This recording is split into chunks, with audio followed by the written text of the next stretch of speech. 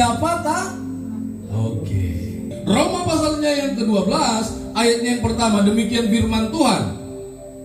Karena itu saudara-saudara, karena itu jemaat GSJA El Shaddai, karena itu Bapak Ibu yang hadir pada pagi hari ini, demi kemurahan Allah, aku menasihatkan kamu supaya kamu mempersembahkan tubuhmu sebagai persembahan yang hidup, yang kudus, dan yang berkenan kepada Allah. Itulah ibadahmu yang sejati. Jika karunia kita untuk menasehati, baiklah kita menasehati. Siapa yang membagi-bagikan sesuatu, hendaklah ia melakukan dengan hati yang ikhlas. Siapa yang memberi pimpinan, hendaklah ia melakukan dengan rajin. Siapa yang menunjukkan kemurahan, hendaklah ia melakukannya dengan sukacita. Berani tampil beda, berani lain daripada yang lain. Kalau orang lihat beta kadang dia pikir, wih bapak ini gampang ini dibodoh-bodohin. Iya wow, karena saking ini ya. Tetapi mereka salah Bapak Ibu. Ketika hal-hal yang sudah prinsipal, ketika hal-hal itu sudah disepakati, ketika hal-hal itu memang harus seperti ini, saya tidak akan bergerak Bapak Ibu.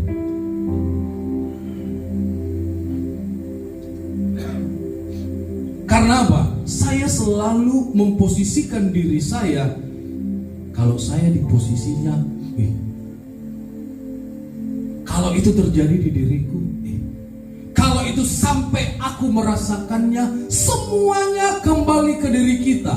Tetapi hari ini kita mau belajar kebenaran firman Tuhan, bagaimana kita menjadi pribadi yang benar-benar tampil beda. Setiap tahun 4.000 intelektual pengangguran yang dikeluarkan oleh universitas. Jadi kalau kita tidak sungguh-sungguh mengerjakan apa yang kita kerjakan, bahaya. Digilas. Digilas Bapak Ibu. Kamu sebagai seorang istri tidak tampil beda, memanage apa yang menjadi income dari suamimu, digilas, gali lubang tutup jurang lu.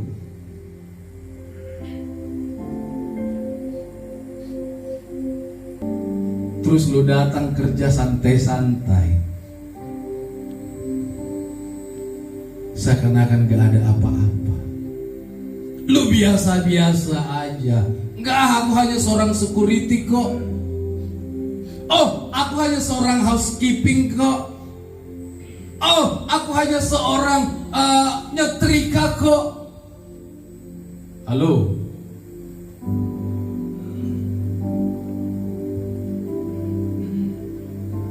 Kalau kita nggak tampil beda, digilas. Percaya deh, digilas dulu. Dulu zamannya Uber, macet itu dibayar. Macet itu dibayar Bapak Ibu. Dulu zamannya Uber, di situ kita kontak dengan tamu, kita komunikasi by WhatsApp, itu aplikasi ditutup, matikan. Kita offline aja ya. How much from Seminyak to Ubud? Enak sekali kita bilang 400, 500. Enak sekali kita ngomongnya. How much? Oh, why so expensive? Ya, bla bla bla, because traffic lah. Because you know, saya pernah pengalaman Bapak Ibu, jengkel sekali saya.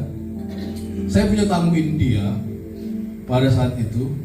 Sudah harga, karena memang saya bawa tamu ini karena direkomendasikan dari kakaknya dia orang India tapi tinggal di South Africa.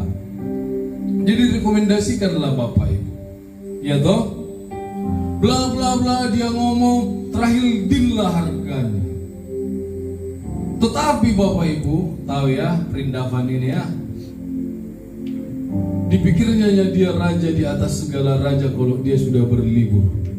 Hah? Dipikirnya Bapak Ibu. Dan dia pikir semua objek wisata itu bisa dikerjakan dalam hitungan hari. Saya marah Bapak Ibu. Bring me your phone, open your map. Coba buka mapmu. Dari India ke Bali, kalau kau lihat di map berapa jauh? What you mean katanya? Come I can show you. Dari India ke Bali, kalau kau lihat dari map hanya segini, like this. Nah, segini kan? Tapi dari India kau ke Bali berapa jam? Itu naik pesawat. Terus kau ngomel dari Uluwatu ke Seminyak, dia bilang kok dekat, tapi kok lama sekali katanya. If you don't like it, okay, I can give you money back. You can change to another travel agency. Baru dia ngomong, oh iya katanya. Ya, in the map you see, from India to Bali only like this. Tapi how many hours? Kita perlu tampil beda karena pengalaman yang serupa tidak selalu memberikan hasil yang sama. Tanda tanganin itu di hatimu. Yang ketiga, kenapa kita perlu tampil beda? Ini yang paling penting juga. Selalu ada keterbatasan dan perbedaan sudut pandang. Berbeda sudut pandang Bapak Ibu. Karena kehidupan itu tidak statis, tetap bergerak, tetap bergerak. Kebutuhan juga tidak statis.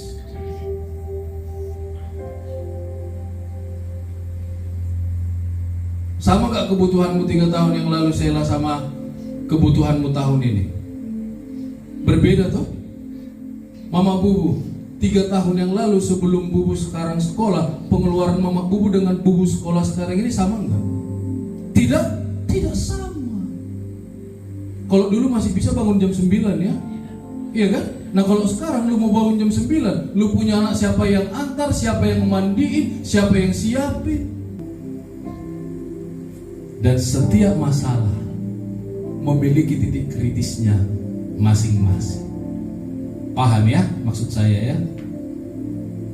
Yang membedakan kamu tampil beda atau tetap tinggal dalam masalah itu, merenungi nasibmu. Oh ya nasib, kenapa harus begini? Maksud hati memeluk gunung, apa daya gunungnya meletus. Ya toh? Maksud hati maunya seperti ini.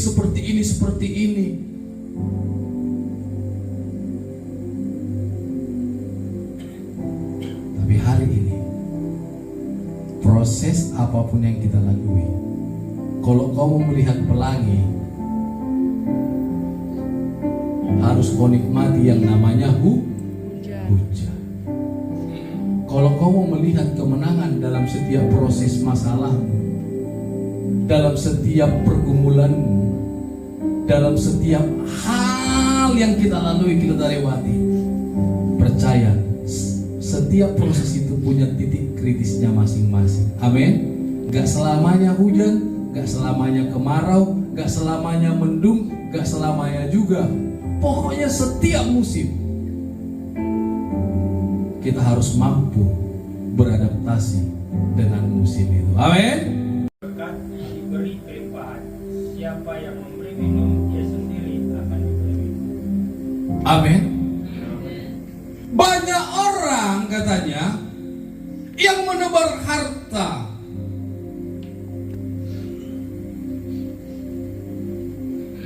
saya dari dulu siapa yang saya tolong dari dulu. Mau itu saya kenal, mau saya tidak kenal, mau itu orang Batak, mau itu di luar orang Batak, siapapun yang saya temui, pasti saya tolong. Karena apa? Saya juga pernah di jalan. Banyak juga orang yang nolong saya.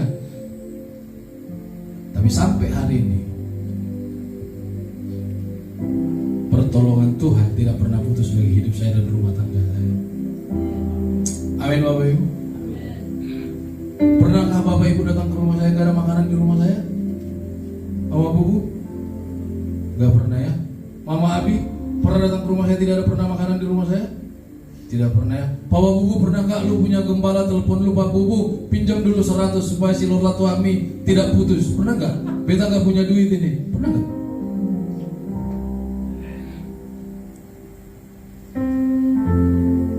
Hari ini sekali lagi memberi bukan hanya duit aja, perhatian, waktu.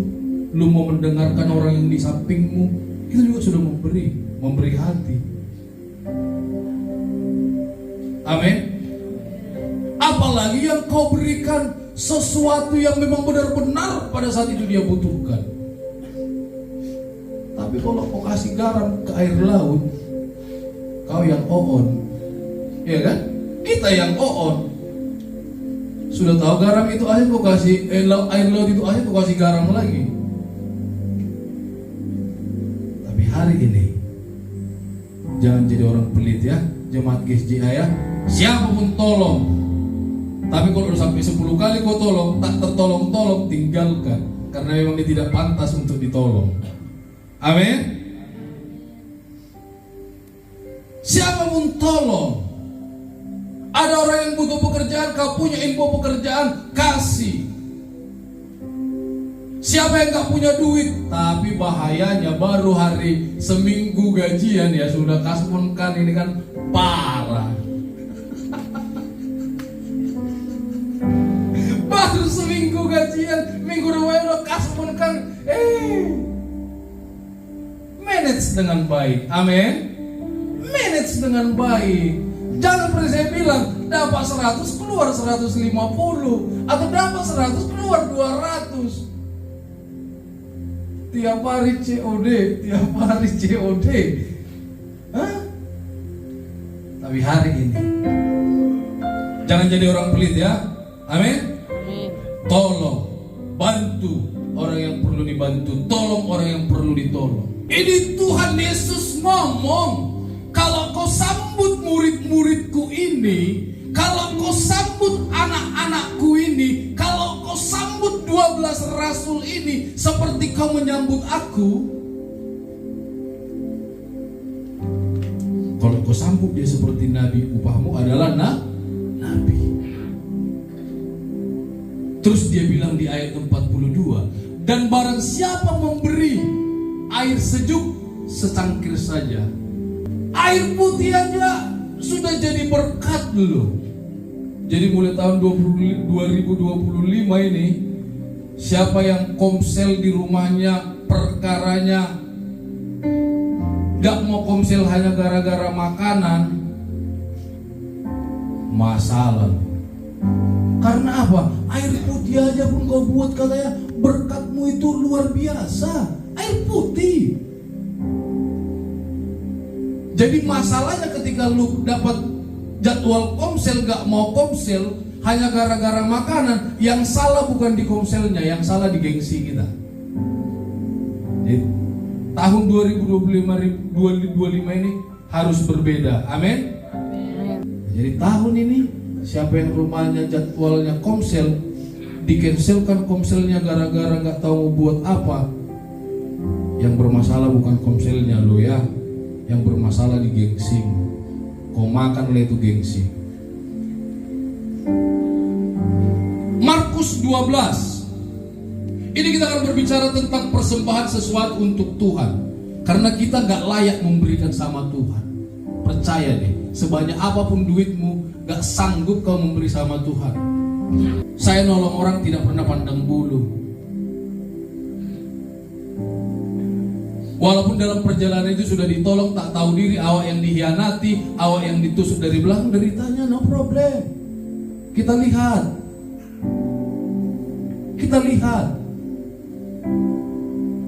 Perjalanan hidup ini selama masih ada nafas ini, kita lihat. Lanjut Mama Bubu.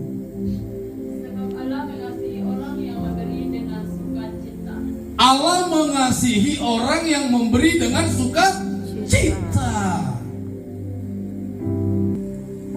Ketika hidupmu senantiasa bersyukur, berdoa, bersukacita, Tuhan mampu melakukan jauh dari apa yang pernah kau pikirkan, timbul dalam hatimu, bahkan apa yang kamu doakan.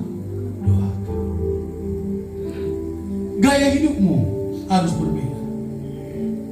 Dan yang ketiga, gaya hidup kita harus gaya hidup orang yang selalu bersyukur. Jangan kau bandingkan dirimu dengan orang lain, jangan kau bandingkan pendapatanmu dengan orang lain, jangan pernah kau bandingkan fasilitas yang kau dapatkan dengan orang lain, karena kita punya kapasitas berkat kita masing-masing. Amin. Jadi harus tampil beda ya. Jangan banyak gayamu, supaya jangan banyak tekananmu. Yang pertama, kenapa kita perlu mengintrospeksi diri kita? Karena kita sering lupa memahami kelemahan kita pribadi. Sudah tahu tetap rungkat, tetap aja debu. Paham ya? Sudah tahu cuman JP 300, tapi kalah 3 juta, tetap aja debu.